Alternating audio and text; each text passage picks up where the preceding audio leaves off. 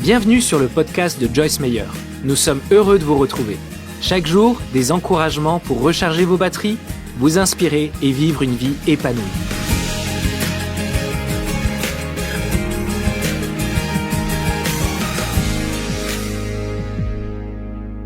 Il y a beaucoup de façons différentes dont nous sommes offensés et probablement beaucoup d'entre vous, et peut-être beaucoup de ceux qui nous regardent à la télé, sont offensés par quelque chose en ce moment. Et peut-être que vous ne croyez pas que c'est si important, mais je crois que vous verrez quand je terminerai que c'est beaucoup plus important que vous ne le croyez. Qui sait ce que c'est que d'avoir une petite peau? C'est comme, tout va bien, mais quand vous la touchez, c'est comme...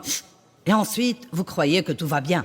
Vous vous demandez comment quelque chose d'aussi petit peut faire si mal. Eh bien, je crois que l'offense est comme une petite peau spirituelle.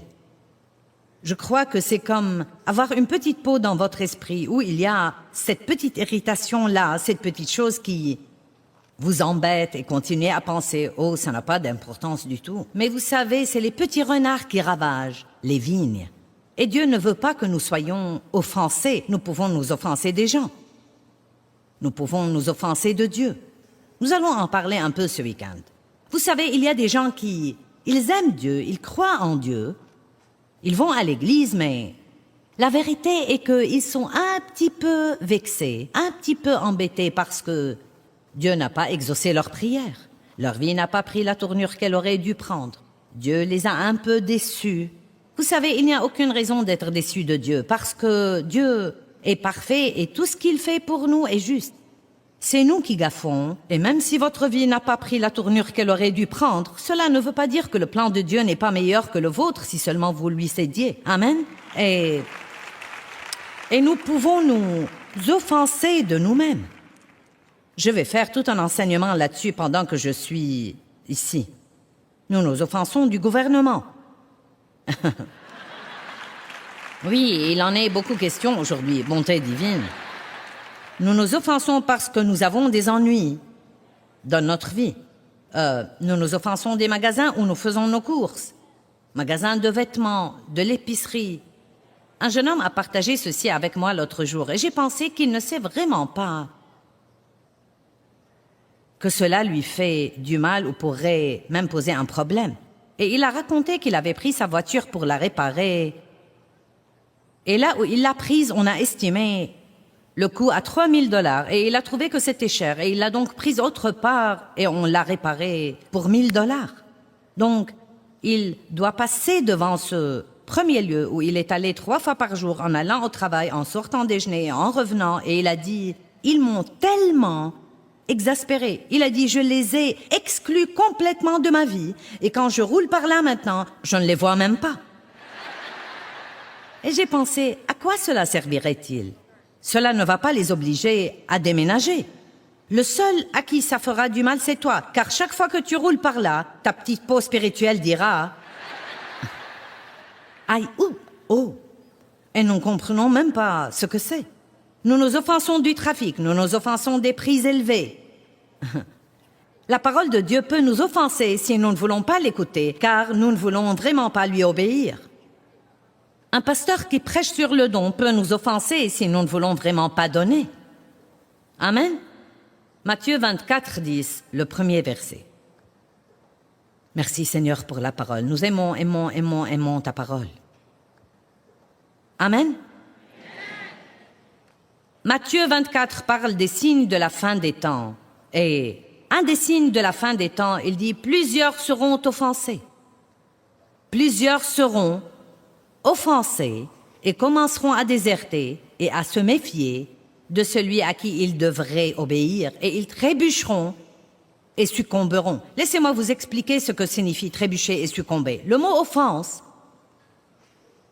veut dire, en fait, faire trébucher. Il est aussi traduit d'un mot grec qui est scandalon, qui veut dire la partie du piège où est accroché l'appât qui attire vers lui l'animal pour le capturer. Donc, nous allons le dire comme ça. Satan essaye constamment de nous amener à nous offenser, car si nous mordons à cet appât, non mais Si nous mordons à cet appât et que nous sommes pris à ce piège, il peut causer beaucoup de dégâts dans nos vies. Jésus a été occasion de chute pour plusieurs et la Bible l'appelle un rocher de chute, une pierre qui fait trébucher. Qu'est-ce que cela signifie? J'ai un beau gros rocher ici pour que nous puissions comprendre ça. Maintenant, vous savez, si je me promenais sans faire aucune attention et que puis je trébuche. Si vous tombez et que vous vous faites du mal, cela pourra vous empêcher d'aller plus loin.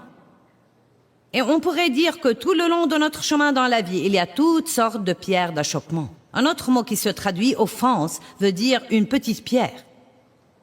Et s'il n'y avait qu'un tas de petites pierres ici, nous croyons que les petites choses n'ont pas d'importance, mais je crois que si nous n'apprenons pas à être fidèles dans les petites choses, nous ne serons jamais établis sur les grandes choses. Je veux donc que nous fassions attention à ce truc. C'est considéré être un lieu d'achoppement. Vous voyez, nous déraillons, vous croissez en Dieu, vous écoutez la parole de Dieu, vous allez à l'église, vous grandissez, tout est formidable et vous vous fâchez contre quelqu'un. Vous vous fâchez contre le pasteur, vous vous offensez parce qu'on ne vous a pas demandé d'être dans l'équipe de l'adoration ou autre chose. Maintenant, tout d'un coup, vous ne pouvez plus croître, vous ne pouvez plus grandir parce que vous êtes assis furieux quelque part. Et vous savez quoi? Ça ne change rien. La seule chose qui change, c'est vous. Quand serons-nous assez intelligents pour arrêter de faire des choses qui ne servent à rien? Amen? Je sais que ça ne s'applique à aucun de vous. J'ai bien conscience que vous vous êtes rassemblés dans ce bâtiment pour acheter ce CD profond pour quelqu'un d'autre que vous connaissez et qui est comme ça. Hein? Mais puisque vous êtes ici, je vais faire semblant que peut-être quelques-uns d'entre vous en ont besoin. Sinon, je vais le prêcher à moi-même. Dans les derniers jours, l'offense a toujours été là depuis le début des temps. Mais un des signes de la fin des temps est que dans les derniers jours, plusieurs seront offensés. Nous devons donc comprendre qu'il y a une attaque d'offense de l'ennemi plus grande qu'à toute autre époque dans l'histoire. Vous savez quoi? S'il peut nous garder tous fâchés, il arrivera à ses fins, car le verset 12 de ce même chapitre dit « Et l'amour de la grande masse des gens se refroidira » dans Matthieu 24, verset 12. « L'amour de la grande masse des gens se refroidira à cause de l'iniquité accrue et de l'anarchie qui est sur terre. » L'amour de la grande masse, non pas l'amour du monde. Nous sommes la grande masse dont il parle là. L'amour de la grande masse des gens se refroidira. Pourquoi? Parce que plusieurs sont offensés. Vous savez ce qui arrive? L'offense est une petite chose. Juste un petit quelque chose qui arrive et vous embête, puis un autre petit quelque chose arrive, puis un autre petit quelque chose arrive, et nous croyons que toutes ces petites choses ne font pas de différence, et donc nous allons à l'église, et nous avons ces petites choses en nous, et nous lisons notre Bible, et nous avons ces petites choses en nous, et nous prions, et nous avons ces petites choses en nous, puis nous voyons peut-être quelqu'un contre qui nous avons une de ces petites choses en nous, et nous allons plutôt de l'autre côté, où nous avons plutôt ce petit regard ou ce sentiment indigné, vous savez. Et nous croyons qu'ils n'ont pas d'importance. Eh bien, ce qui arrive, c'est qu'ils font refroidir notre amour. L'offense est comme la première petite peau qui est minuscule, et si nous la gardons, nous pouvons nous mettre en colère, puis devenir plein de ressentiment, puis nous indigner, puis devenir amers, puis avoir un cas déclaré de non-pardon, puis commencer même à haïr les gens si nous ne faisons pas quelque chose là-dessus. Le meilleur moment pour traiter n'importe quel problème, c'est quand c'est un petit problème. Vous m'entendez? Le meilleur moment pour pardonner à quelqu'un est à l'instant où il vous blesse. Le meilleur moment pour décider que vous n'allez pas vous offenser, c'est à l'instant où vous ressentez cette offense. Ne donnez pas le temps au diable pour laisser quelque chose qui vous a blessé prendre racine dans votre vie. 1 Pierre 5, verset 8 dit « Résistez au diable à son apparition. Résistez au diable à son apparition. Veillez et priez, dit la Bible. Soyez sur vos gardes, veillez et priez. Et s'il y a quelque chose que nous devons faire attention de faire, c'est de pouvoir nous lever tous les jours et dire « Dieu, je ne suis fâché contre personne, je ne suis offensé de personne. » Je n'ai aucun ressentiment dans mon cœur. Mince alors ce que ça vous libère pour prier et pour adorer et aimer les autres. Et puis-je vous dire quelque chose? Aimer les autres est la forme la plus élevée de la guerre spirituelle que chacun de nous puisse faire. Si vous voulez vaincre le diable, apprenez à aimer les autres ardemment, passionnément, et vous ne pouvez pas faire ça avec un tas d'offenses à l'intérieur de vous. Plusieurs seront offensés, et l'amour de la grande masse des gens se refroidira à cause de l'iniquité accrue et de l'anarchie qui est sur terre.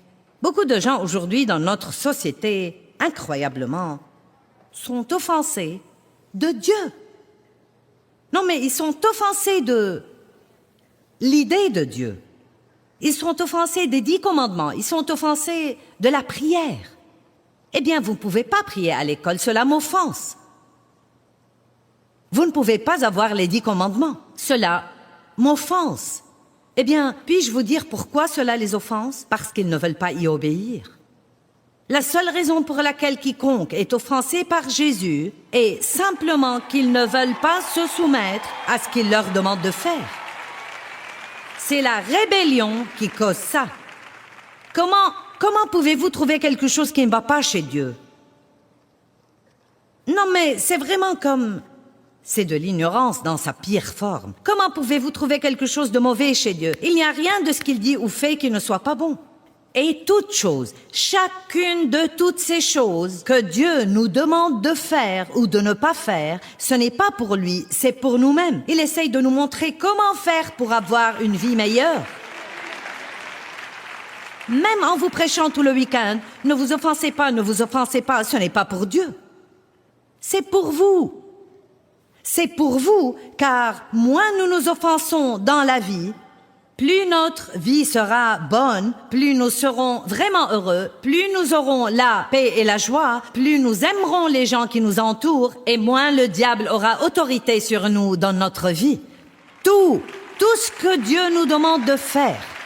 Et je ne peux pas me débarrasser de cette idée ces derniers temps. J'ai commencé à dire ça l'année dernière et ça devient de plus en plus fort en moi. Non mais, croyons-nous vraiment que toutes ces choses que nous écoutons et la seule raison pour laquelle Dieu est satisfait quand nous les faisons est que ça nous aide à bien vivre? Nous n'avons pas besoin de faire ce truc, ça ne change pas Dieu, il est ce qu'il est. Mais tout ce qu'il nous dit de faire en fait est pour nous. Nous devons arrêter d'agir comme « Oh, c'est si dur, comment pouvez-vous vous attendre à ce que je le fasse? Mince alors, c'est dur, c'est vraiment dur. » Oh, cette vie chrétienne est vraiment dure. Non, être pécheur est dur. Non mais, ne pas avoir de pardon, ne pas avoir d'espoir, ne pas avoir de relation avec Dieu, maintenant ça c'est dur. N'oubliez donc pas, tous ceux qui essayent de se débarrasser de Dieu, la seule raison pour laquelle ils ne veulent pas Dieu est qu'ils ne veulent pas faire ce que Dieu leur dit de faire. S'ils croyaient qu'ils pourraient faire tout ce qu'ils voudraient faire et avoir Dieu, ils croiraient tous en Dieu. Car pourquoi pas? Amen. La prochaine fois que vous avez l'impression que Dieu vous demande de faire quelque chose et vous ne voulez pas le faire, dites à haute voix, ce sera bon pour moi. Ce sera vraiment bon pour moi. Et la prochaine fois que vous voulez faire quelque chose et Dieu vous demande de ne pas le faire, aussi forte que soit votre envie de le faire, dites, si Dieu me demande de ne pas faire ça, ce sera bon pour moi de ne pas le faire et mauvais pour moi de le faire. Tout ce que Dieu vous dit de faire ou de ne pas faire est en fait pour vous.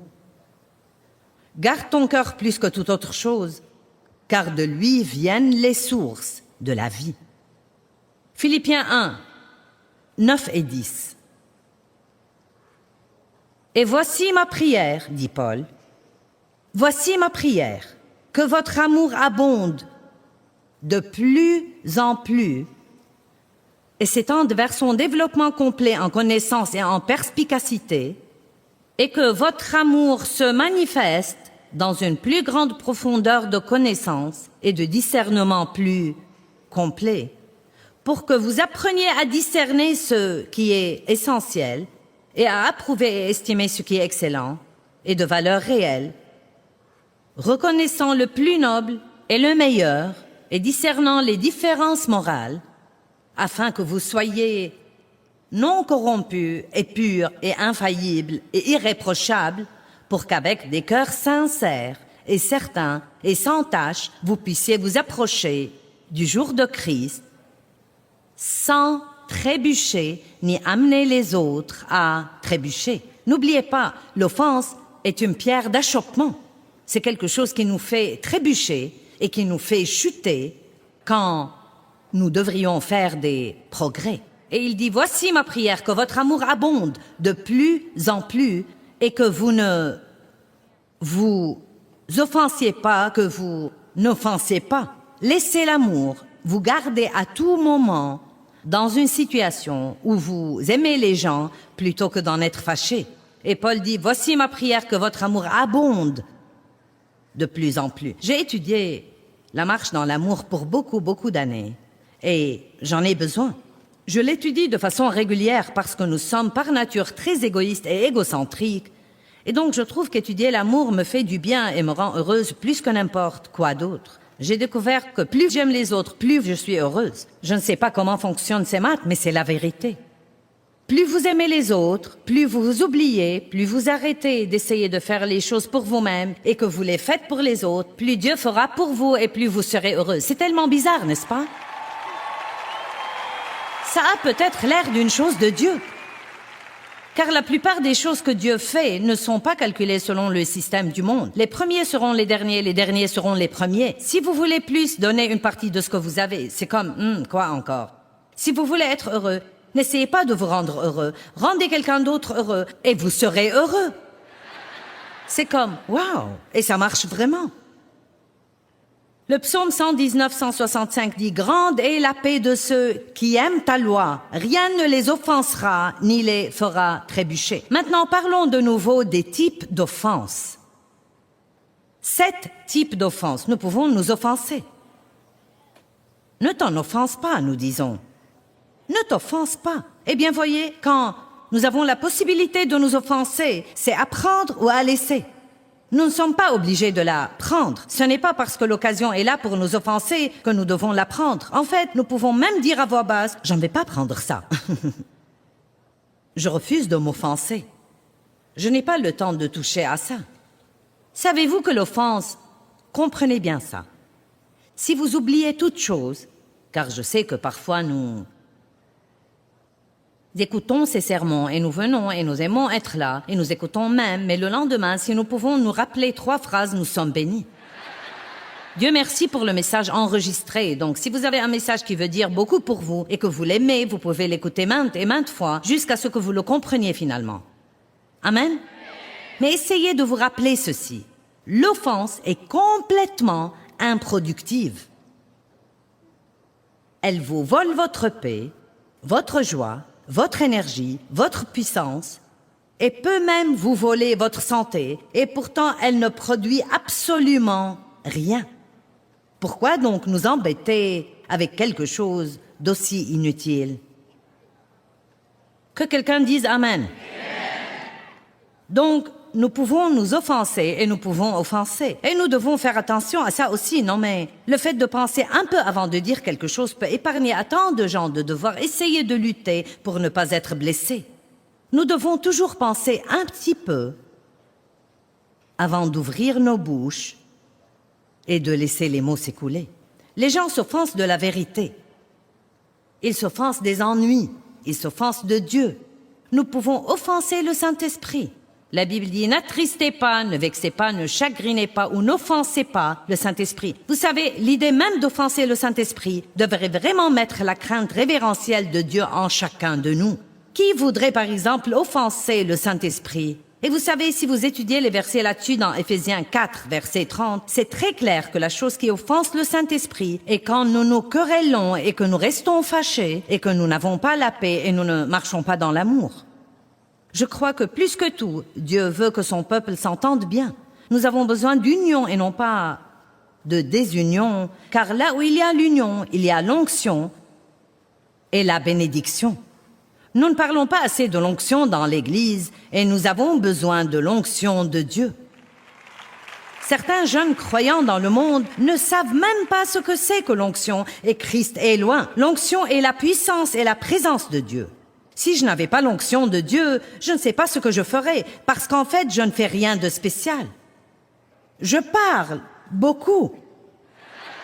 Non mais vraiment beaucoup.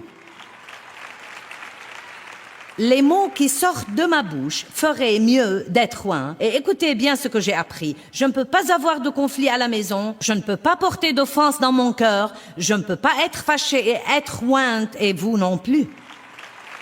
Vous dites, tu es prédicatrice, je comprends ça pour toi, mais moi je ne suis pas prédicateur, je n'ai pas à me soucier de ça. Vous avez besoin de l'onction pour aller à l'épicerie et rester sain. Vous avez besoin de l'onction pour élever vos enfants. Vous avez besoin de l'onction pour vous marier, surtout si vous allez rester marié à la même personne pour longtemps. Dave et moi sommes mariés depuis 46 ans. Cela demande une onction. Qui reconnaît que nous avons tous besoin de la présence et de la puissance de Dieu dans nos vies? Maintenant, écoutez ça.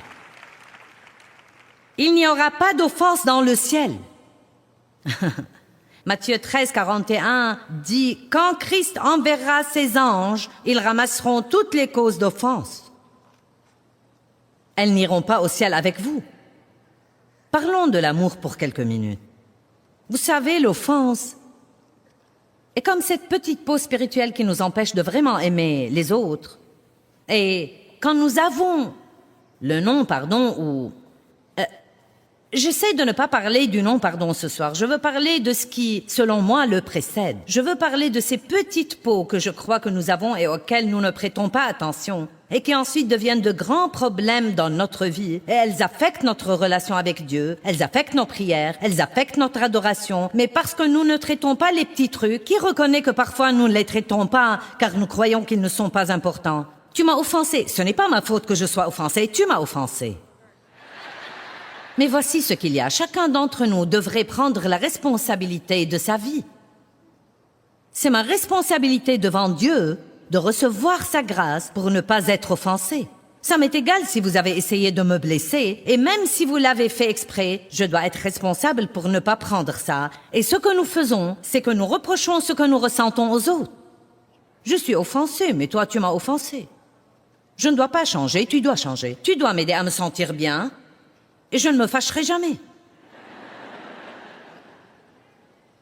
Vous riez parce que vous savez que c'est vrai. Je me souviens très bien quand Dieu a commencé à m'apprendre. Dave n'est pas responsable de ta joie. Quand j'étais malheureuse, je trouvais toujours une raison, quelque chose qu'il devait faire. Si tu faisais ceci et tu ne faisais pas cela, je serais heureuse. Et si tu faisais cela et si tu ne faisais pas cela, je serais heureuse. Quelqu'un sait de quoi je parle? Combien de personnes sont assises ici ou nous regardent à la télé et vous avez de la tristesse dans votre vie ou peut-être vous savez même quelque chose de pire. Non mais vous êtes vraiment mécontent, vous êtes fâché ou peut-être même vous êtes dans une véritable profonde dépression ou quelque chose comme ça et vous dites si cette personne faisait ceci et si elle faisait cela et si mon patron faisait cela et si mes voisins faisaient cela, je serais très bien. Nous devons apprendre à faire face à des choses dans la vie et toujours rester pieux car même si cette chose que vous avez maintenant disparaissait, quelque chose d'autre surviendra par après. Amen. La vie est pleine d'interruptions et de désagréments et la vie ne va pas changer. Donc j'ai enfin compris que je devais laisser Dieu me changer. Donc j'ai enfin compris, vous savez quoi? Dave n'est pas responsable de ma joie. Quelqu'un d'autre n'est pas responsable de me garder satisfaite tout le temps. Ce n'est pas la responsabilité de quelqu'un d'autre de m'aider à me sentir bien tout le temps et de m'aider à me sentir en sécurité. C'est ma responsabilité de savoir qui je suis en Christ et de recevoir ce dont j'ai besoin de lui et d'être forte dans le Seigneur et dans la puissance de sa force. À ce moment-là, je ne peux pas être manipulée par tous les autres et ce qu'ils décident de faire ou de ne pas faire à n'importe quel moment. Allez! Vous savez, c'est vraiment important que nous apprenions à reconnaître et à résister à la tentation de nous offenser si nous voulons avoir la paix, la joie et la puissance de Dieu dans nos vies. N'oubliez pas, si nous nous permettons d'être offensés, nous entravons le plan de Dieu pour nous dans tous les domaines de la vie.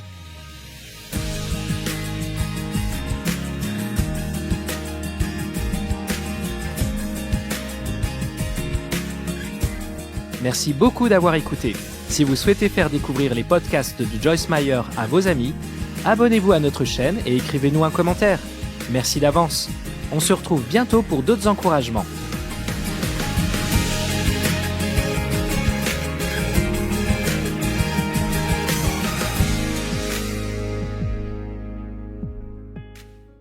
thôi mong chờ, vậy sao bật khóc trong ngu ngơ.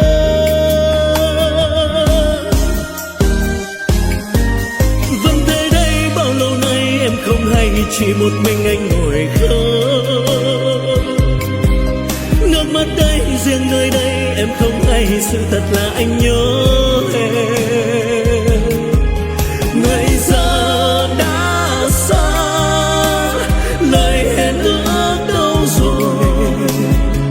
Nước mắt đây rơi biết bao lâu thì khô. Vẫn thế đây bao đêm say em không hay, từng giọt buồn sao mặn đắng. Nhưng lúc ấy anh loay hoay trong cơn say, lại nhầm rằng em ở đây. Người giờ đổi thay, tình mình vẫn đong đầy. Thế mới biết anh vẫn yêu em, thì sao tìm quên chốn xưa ngày ta quen.